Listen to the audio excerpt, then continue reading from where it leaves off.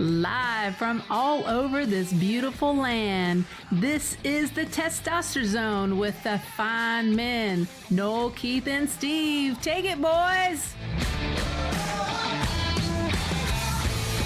And welcome back, everybody, to this episode 28 of the Testosterone Zone podcast. Hey, this is Keith. I'm here with my buddies, Noel. Noel, what's up? What's up, man? How's it going? What's up, Steve? You over there? I am here. Howdy, everybody. Awesome. Hey, dudes, what's up? And we also have a special guest today. Josh, you there, buddy? Howdy, boys. Hello there. Welcome. Welcome. Good to be here. We're glad you're here, man. This could be fun. So, Steve, I'm going to turn it over to you or Noel or whoever, but let's kind of recap what we talked about last episode and where we're going from here. Sure. Okay. So last episode we talked about cautiously pessimistic, and we're at our favorite time of the year whenever football season's about to start, and we get to start speculating about how our teams are going to do and other teams are going to do, and so in this episode we're going to do a couple of things. We're going to introduce who our, I guess you could say, backup team is, and anticipate what type of seasons they're going to have. And then we're also going to have our buddy Josh come on and sort of talk to us about his predictive model that he created for the NFL season. And so that should be really interesting. But last week, really, the point of this is to help give us some football joy by picking up a backup team. We were long frustrated fans of Texas Tech University. While we love our school, we absolutely are ready to have a football team that delivers national championships for us. So if at this point, if Tech won't do it, then we'll pick up a backup team. So that's right. That's sort of what we talked about last week. And yeah, we're ready. We're ready. Yeah, we're ready. I would just add that we are devoted Tech fans first and foremost. This is by no means a question of our commitment to the school that we all love and hold near and dear to our hearts. It's just it's a matter of choosing happiness, I guess, over misery. That's right. If you want to exactly. It's about time I'm happy. That's right. Yeah. And then, that's the other thing. This is not to bash any individual athletes. Y'all work hard and you guys are going overtime. So this is not against y'all. This is just for our own peace of mind and happiness as a personal, selfish human. So, exactly. Right. Exactly. So that's where we're going with that. So we kind of ran through it. Is this the moment of truth where we start talking about where we're picking? I think it is. What were you to say? Well, I mean, if it ain't broke, don't fix it, right? So I know what Noel's going with this. Well, and you guys kind of snatched up the team. The other two teams I was thinking about skipping to or changing. You see how he's making this crap up, Steve? Yeah, to justify himself. It's our fault that he's picking the team he's picking. Yeah, right. I know, it's all us. It's on us. We're sorry, Noel. We're sorry. I know, and so I'm going to stick with the team that is. That worked last year and stick with Alabama. So roll Tide. That will be my backup team for this year. All right. Keith, what about you? So, last year I chose Washington, and that was a fun ride. And they're really supposed to be in the top 10 again this year. I like the school a lot. I like the history that I learned about them. But at the end, I kind of stuck back with one particular school, and I think I'm going to go with them again as my first pick for the season. And I'm going Clemson Tigers. That's a great pick. So I am looking forward to learning and listening more and getting more entertained by them. They have one of the coolest coaches in college football, I think. And so I am excited to hear about their season and what's going on. Good choice. Absolutely. Steve? So I'm also going to stick with the team that I rode into the season with, and that is the Georgia Bulldogs. And looking at preseason polls, they're, pretty much top 5 team across the board. And, the talent they have returning is really, really looks good. They got some great additions. They picked up a 5-star receiver transfer from, I think it's Oregon State. And if you remember, they gave Alabama a pretty hard time in the championship game last year. So that they did. And so, I'm hoping that, second ride's a lot better. And so we'll see. All right. Yeah, that's and the fun part about that is they don't play each other during the regular season, Alabama and Georgia. Not at all. So that's going to be fun if it goes as suspense all the way up to the championship game again. That would be interesting. So Josh, I'm curious if you were to pick a team other than, I know you went to grad school at TCU as well, right? Yeah. So I have Tech in my pocket. I have TCU and I have SMU. and I wouldn't pick any of those three. Yeah, we understand. Yeah, I think TCU had a chance, but I think something came out today. One of their big offensive linemen is out for the season. I wouldn't pick them anyway. I just don't. The quarterback situations would be really tough for them, having to replace what's his face, get Kenny Hill from last year. So if I had to pick anybody this year, I might go dark horse, like really dark horse, and say Miami. Wow. And the reason why I say this, there's something about Florida football that it's kind of this intangible thing that somebody in that state's going to surprise people. It's just like Texas. It's got a lot of talent. It just, when they all come together, it just happens, and it makes for great football. The other thing is going way back prior to Tech, Miami was actually one of the schools I was looking at. So I have somewhat of a history liking them. They're kind of a thug university, but oh well. They're close to the coast, Florida. Love the Cuban food, so I'll go with them. Good choice. Yeah. Under no Cuban food is great stuff. Did you ever pick any school from the state of Louisiana, because Louisiana sucks. So they do, and they have yet to listen to an episode. So LSU should lose every game. That's all I'm saying. Too. Yeah. Well, absolutely. And I like that college too. That's bad up there. Anyway, so that's a good one. So we've got a pretty good pick of mostly on the east side of the country, huh? Nobody on the west side this year. That's interesting. And also no Big Ten. That's true. No Big Ten, no Big 12, no Pac-12. Interesting. Okay. So we're SEC and ACC, and Miami's ACC, right? Mm-hmm. Yep. Yes. Nice to see you. So we're staying over there, huh? Yeah. Interesting. If I had a second dark horse, I might be USC because I like my football, I like my condoms. So go Trojans. But I'll stick Miami. Gives a whole new meaning to protect that football. Yeah. That's right. That's right. Oh man. Awesome. Good stuff. Okay, so set in stone, listeners. So here's your choices. You can join and team along with one of us, or we'd love to hear your pick for who you want to be your cautiously pessimistic team. And we'd love to hear what the feedback is. Can't wait to hear what some of the teams are that you all pick. And this is going to be a fun season. I'm looking forward to seeing how this thing pans out, how many mulligans we have to take. Yeah, right. It's going to be good. This really is the best time of year, Football starting. I completely agree. Awesome. It used to be when I was a kid, I hated to see summer end, but now I'm like, I'd love to have fall coming up. This is great. Totally. So I am ready for it. Like you said, Josh, a little bit more normalcy isn't a bad thing either, the chaos of summer. Yeah. So it's a good thing. Very good. And it's got to be someone besides Alabama, though, that's going to win it this year because, that's getting old. I mean, Nick Saban's got more money than God right now thanks to all these football championships he has. I know. I'm ready for it, too. It's kind of like, when they were finally starting to be good again, it was like, oh, this is cool. History's back. This is awesome. And now I'm the same way. I'm like, time for the Titan to fall. Sorry, Noel. You'll probably win again. Dang it. But time for y'all to fall. And you win. That's all I'm saying. When they play every team, they play every week. It seems like, they've got a chance to win, and it's kind of fun to watch, Yeah, it is. You're absolutely right.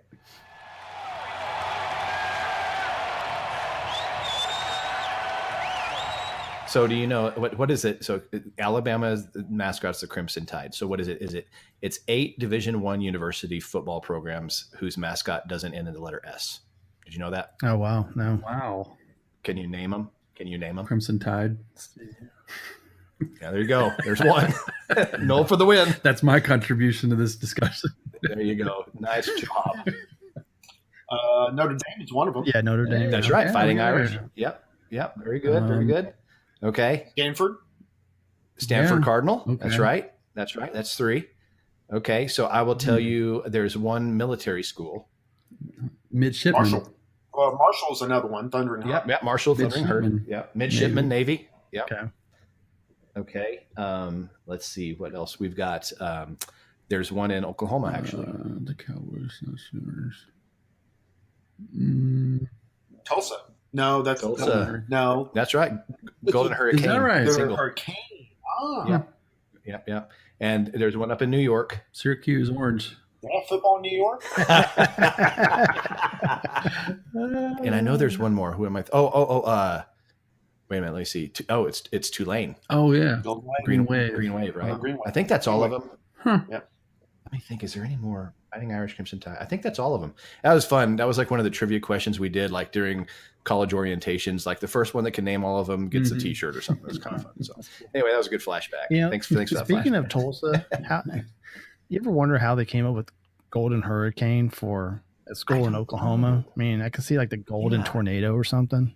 But hurricane? That would make a lot more sense. Well, I think it was drunken stupor. Yeah. No, I think it's because everybody knows that everything in Oklahoma blows.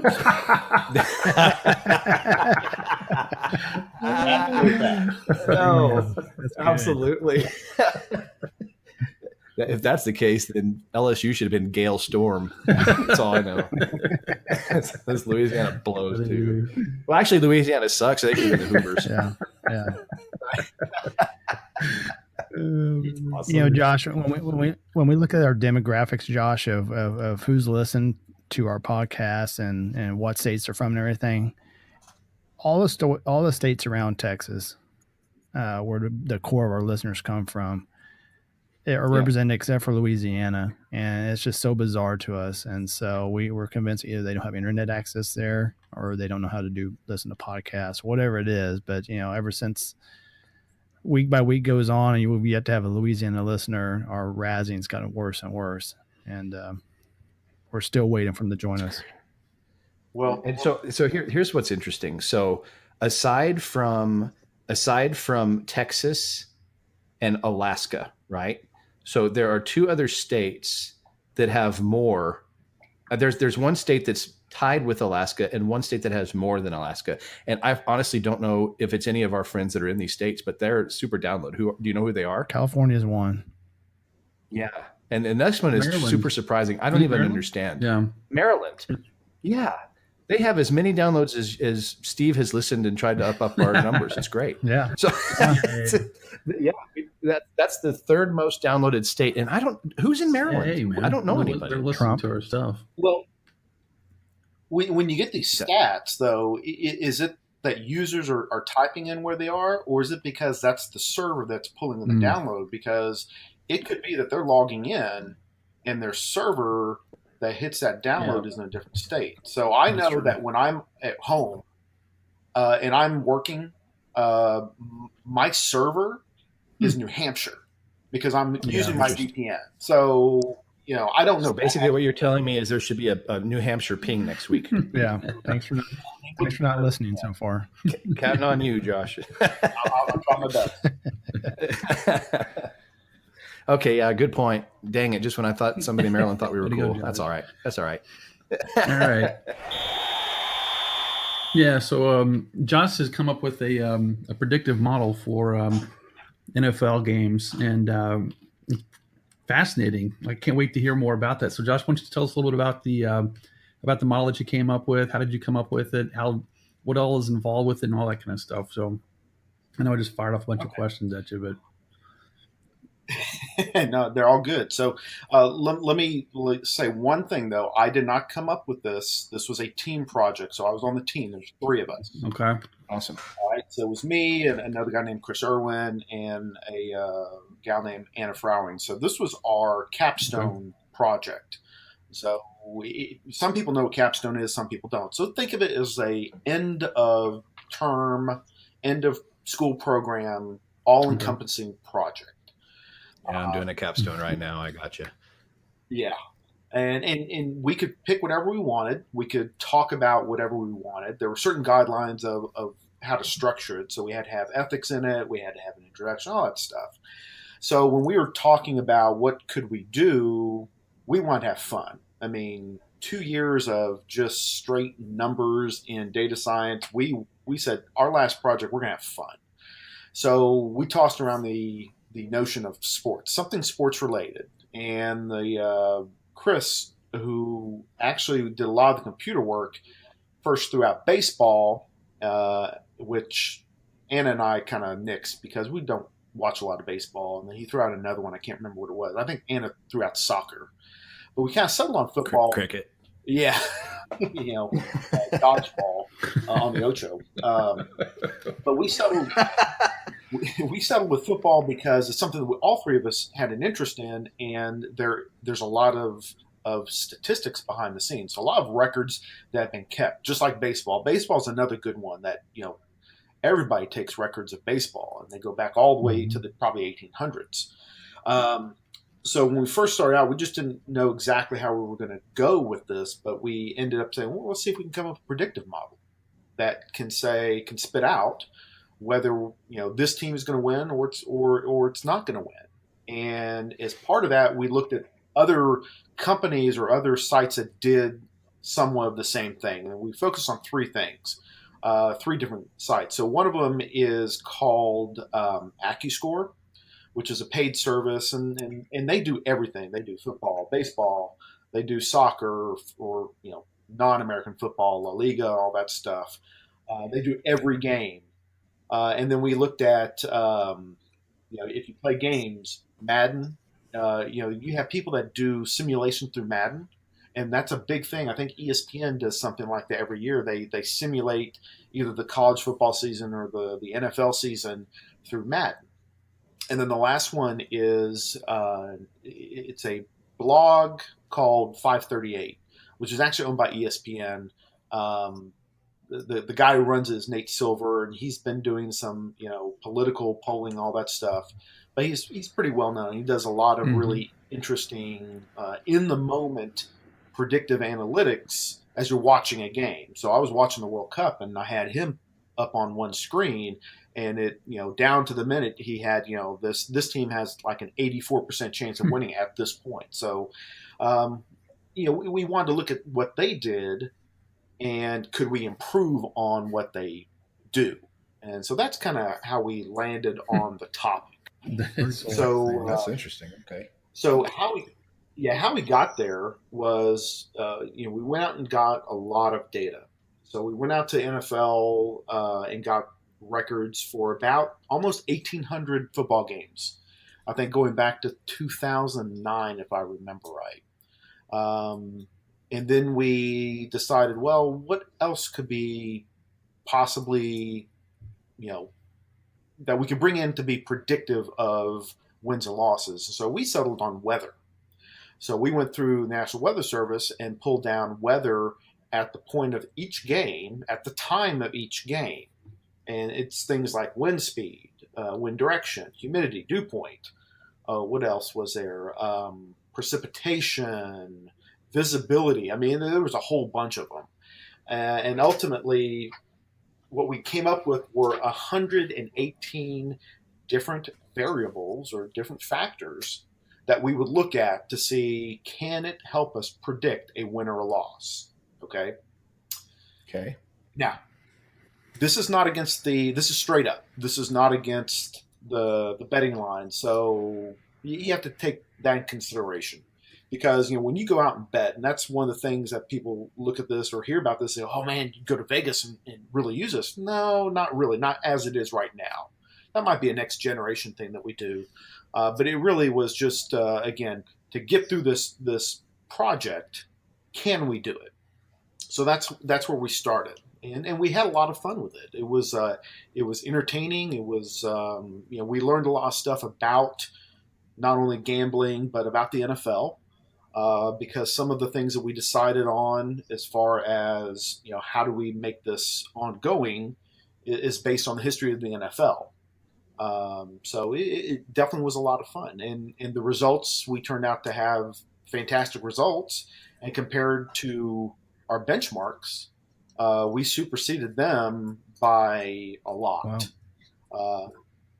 So it was a lot of fun. I bet that was a fun thing to put together. I mean, you talk about, you probably what were some of the surprises that you found when you were doing this? Well, what was like some of the most surprising things that you were like, I can't believe that, Well, so I think for me, I mean, you get into the data and you kind of say, oh, well, I didn't realize that was a good predictor type of thing. And we went through 3 different models. I'm not going to go into it because it gets a little mind numbing when you get into it. But, we did one where we just used all 118 variables to see what it would do. And then we did one, it's called a recursive model, which we went through each individual variable, and we said either this one, it plays into our prediction, or it doesn't. If it doesn't, we removed it. Okay. So ultimately, what we did was we landed on, we just used every single one because it gave us the best results. Right. So not, and then that in itself is kind of surprising, because a lot of the stuff that you go through, if you get these huge data sets, not everything is going to be productive and be used in a model. More often than not, you're going to have things that drop out. But it was kind of surprising to us, at least, from this standpoint, that we used everything and it gave us the best thing. But I will say this: going back through and reading about the history of the NFL and how that would play into future versions of this was kind of interesting. So I don't know if you knew this. NFL has been around since like 1860, 1880, 1890, I think, something like that. I don't think I knew that. Yeah, Wow. it's pretty old, and it was a modified version of, I think, the London football rules. So it's kind of a soccer rugby kind of thing. That's how it started out, and there were a lot of teams too, which kind of surprised me. But the NFL really took off as the sport we know today 2 different times. The first time was in the 1940s. After, or actually, I think this was during the war or shortly thereafter. 1940s is when they first started accepting substitutions. Before then, you played Ironman football. You were the whole time. The whole time. You were jack of all trades. Okay, so you played everything. But you think about this. Could you imagine if they did that today? Wow. Well, we'll get into that here in a little bit, but the thing is, with that, and then in 1960s was the next evolution, which was when popularity of the NFL exploded. And so you had the stadium deals, you had merchandising, and then you got the interest, and that really started pushing things downward to high school, colleges. That's when it really got to be a big business. Well, that's when you start getting specialization. That's when you started getting a prototype quarterback, a certain size, certain weight, certain height, and all the different the different positions. Before then, you just you want somebody who can just play everything, and then you start getting the specialization. You had the rules, and you had people that were created and they were developed to meet those rules. And so I think for me, that's what I really got out of it, was how the NFL has driven through rules and through just the manifestation of popularity into what we know today.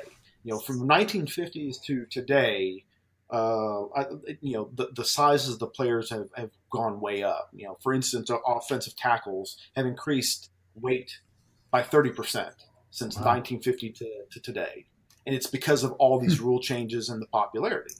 And it impacts our model. So, we took this as, can we predict based on things today, but knowing that 2 years later, if the rules change, which drives different types of players, our model could mean nothing, and we'd have to redo it. There's another thing that I read somewhere, and it's probably just hypothetical, somebody just making up something, but we're getting closer and closer with the NFL going to flag football, which, okay, yeah, you kind of laugh about it, but okay, hypothetically, if it goes that far, you're going to have a player that is totally different from today. If they can't tackle like they do today, you don't need a big guy. So it would change the rules. So, for us to make this a product and to have it go on, we have to keep that in consideration, that there's tuning that we'd have to do from here on out. Yeah. Be like, this is the 2018 batch update, right? You have to constantly be updating it. Exactly. And it only relates to NFL. We could do the same thing for baseball. We could do the same thing for soccer or any sport, and the factors may be completely different. Of course, then you have the rules that play into it, and how that sport evolves could make things different. So this really only impacts the NFL. And so, go ahead. Sorry. No, I was going to say. So one of the things you were also saying earlier about, do I have a prediction of this year? Well, we used weather. Well, we could do a prediction right now, but the weather would be who knows. So this type of model really plays into, again, wins and losses without respect to the line. But as we get closer and closer, our model will get better and better because the weather becomes more accurate. It's that weather piece that makes giving a prediction right now almost impossible. I mean, it could be accurate, it may not be accurate. Good point. So this model is obviously using NFL, but applying this now to college football. Mhm. You know, we talk about, and we talked about a lot last season, between the difference in play styles between the Big 12 and the Big 10 and the SEC. You know, Big 12, air it out. SEC, you know, kind of a good balance. Big 10, you're going to pound it in the pavement till you're done with run game. Does the different styles of the different conferences come into play at all, you think? With the matrix that you guys have? I mean, I'm just curious because NFL has a pretty much an NFL style, you know, but the conferences, it seems, in college football, they have such a different style of play. I was wondering if that would affect it at all. Well, so what we did only applies to the NFL. Could we Right. could we take the same information and apply to college football? Yeah, absolutely. And one of the factors I could think of that we would apply would be which conference it's in. So you have, you know, yards per game, average carries per down, stuff like that, which would translate no matter if you're in college or you're in the NFL. True. But True. yeah, to take in consideration, you have your power conferences. You would probably have to do something like that for, you know, you have a higher weight for teams in the SEC compared to the teams in the MAC. And even then, like in the SEC, it could be which division they're in, because you do have a very weak division in the SEC. I can't remember which one it is. I think it's East, whatever. It's not the one with it's the one with Georgia, I believe. And then you have a very powerful one, which is the one that A&M's in. And so you could have not only the conference, but you could also have, you know, the divisions within the conference you'd have to weight separately. Interesting. Yeah. So there's a lot of factors that have to go into play. Absolutely. Yeah. So yeah, basically for each sport and even each type of sport, whether it be college or pro, you're coming up with a whole new matrix for this. That's awesome. And you know, we achieved 85% accuracy for 2017. So we took all this data and we predicted it. So starting 2016 going back to, like I said, 2009, maybe even further back, can't remember exactly. And then we took what we learned or the equation or the model, and we applied it to 2017's games, and we predicted 85% accuracy on 2017 using. Wow. That was my question. Was like, what's your accuracy rate? But 85% is ridiculous. Good grief. Well, that's pretty good. So the next one was Madden. They predicted 71%, and then the 538 blog they did 63%, which you know, 63% is still pretty good, but you know, you're getting closer and closer to a coin flip. Yeah. 50-50 change. So we were happy. That was a very surprising thing, getting that type of accuracy. But then where do you go from? It's a heck of an outcome. Yeah, where do you go from here though? You know, could we make a business out of it? Probably.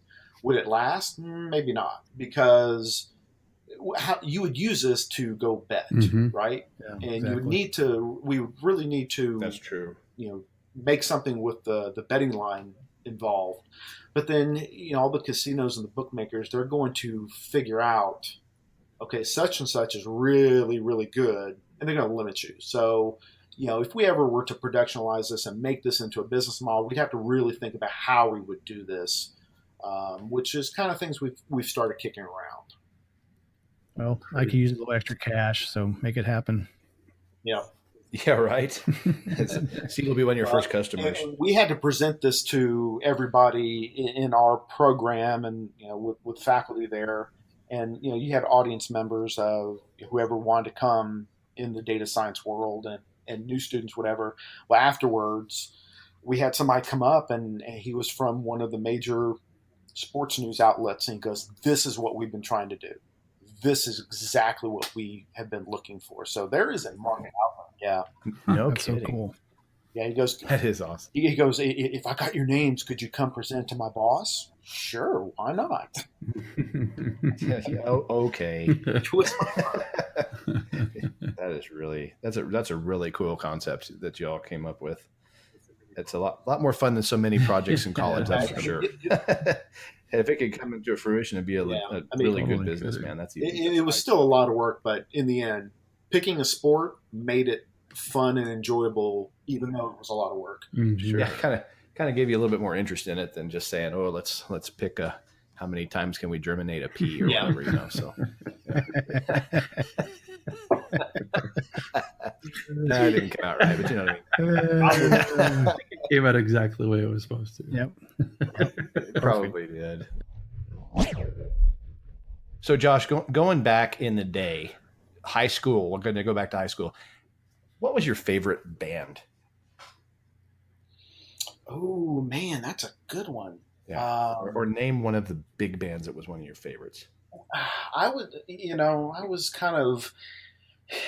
They called it industrial back then. I don't know if they really would call that anymore. But I listened to Depeche Mode, The Cure, New Order. Mm-hmm.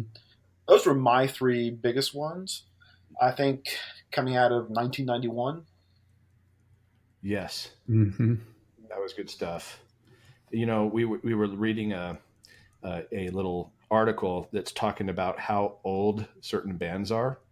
And, that was kind of what kind of got us into this, is how old different bands are. How old do you think Depeche Mode is? Oh, they're in their 50s.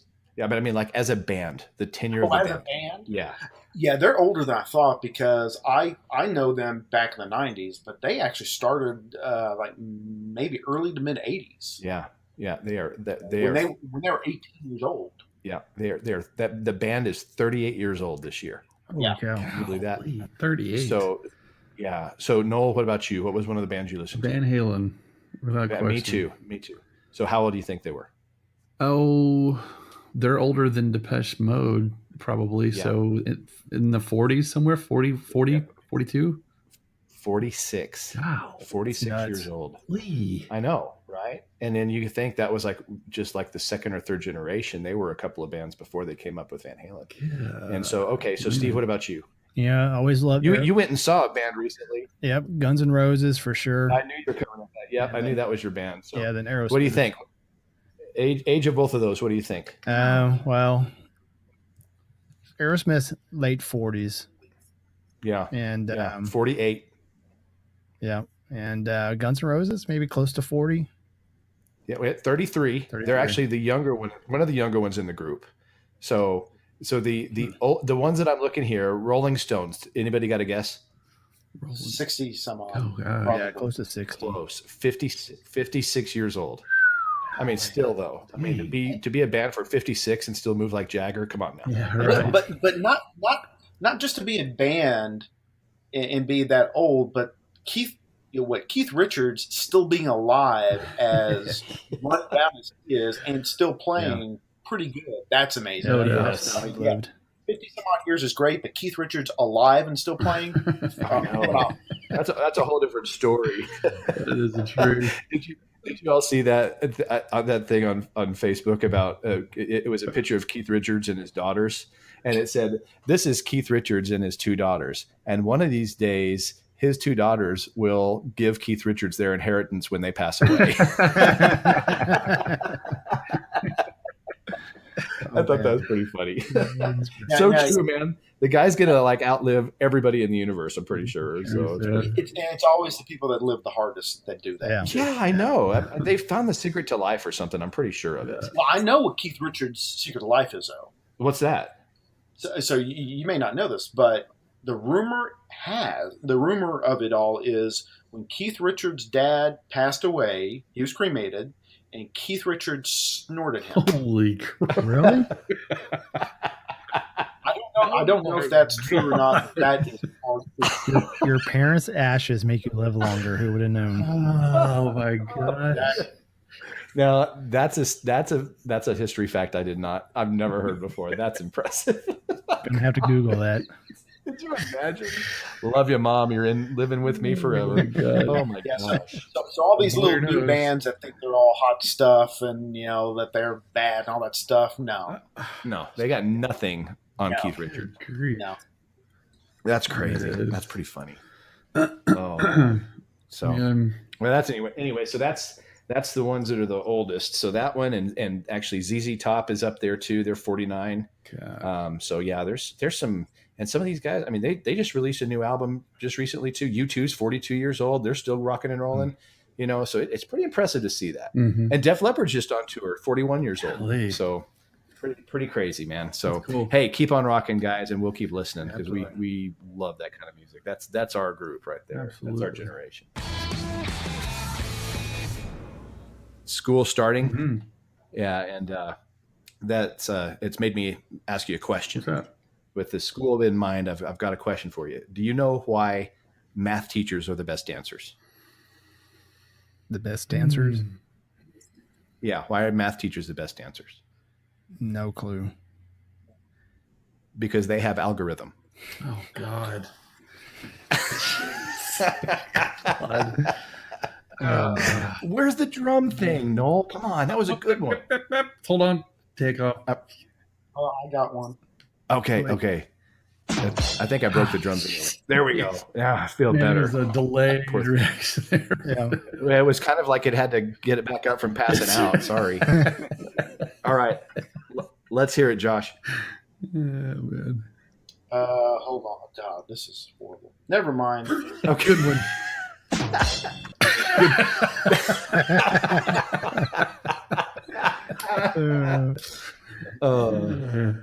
Okay, what The you all other day, got? I ordered a chicken and an egg from Amazon. So I'll let you know. Oh. You let us know which one gets there first. That's so stupid. And you said mine was bad? Come on now. Hey, I beat Josh. That's Yeah. true. That's true. All right. Now here's where Steve starts. That's right. Hey, Here we go. All the pressure. why can't you play football in the jungle? Mm. Wow. Okay, this is good with our segment on the I see what football. you did Okay. there. Why can't you play football in the jungle? I honestly don't know. Because there's too many cheetahs. Oh, God. Oh. And we know cheetahs never prosper. That's right. That's right. Josh for the win right there. That's good stuff. Oh man. So Who that says kid you can't learn anything from a kid's movie? Yeah. There. isn't that the truth? That's Lion King, wasn't it? That was a Lion That King. was Lion King. Yep. That was. You know what Okay, 50 okay. Cent's name is in Zimbabwe? 100 kajillion or something like that. You've said this one before. $400 million. It's so good we brought it back a second time. Yeah. Some of them have to be Yeah. retrieved and brought back just in case people had missed it. So. This kind of reminds me of something. This is not a joke, but I thought it was kind of interesting. But when I went to India the last time, we went and did some touristy things. And almost every place you go to that's touristy, so you go to a temple, palace, the zoo, whatever, they have two charges. So you get one charge if you're an Indian national, and you get another charge if you're a foreigner. They just lump foreigners together. Really? Yeah, and the difference is something like 500%. Wow. The markup is 500%. Holy cow! Yeah, so it was like 3 rupees if you were an Indian national. It was like 1,500 rupees if you were foreign. But in the grand scheme of things, 1,500 rupees is still like 25 cents. Bickering over a nickel. Yeah, no kidding. But it sounded worse than it is. Yeah, It really okay. does. Oh man. Well, So we've got our teams locked in. we do. So we've got Yep. Alabama, we got Clemson, In Georgia. and what down. And Josh is coming in recurring with the Miami, right? We're going to get some Miami. updates too. Absolutely. I like Sounds that. good. Well, it's I do too. I think it's going to be a fun season.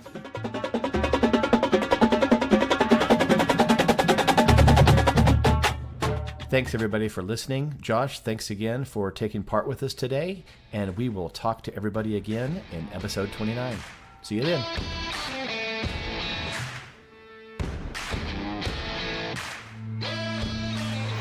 Hey, thanks again for listening to the Testosterone Zone. We sure had a blast visiting with you. If you enjoyed this, don't forget to subscribe, leave us some feedback, and don't forget to follow us on Twitter and Instagram. All Testosterone podcast episodes are written and produced by Noel, Keith, and Steve unless otherwise noted. The opinions expressed in the Testosterone podcast are our own and not those of our employers, families, parents, kids, dogs, cats, your mom, or any other entity Noel, Keith, or Steve are affiliated with now, in the past, or in the future, or ever.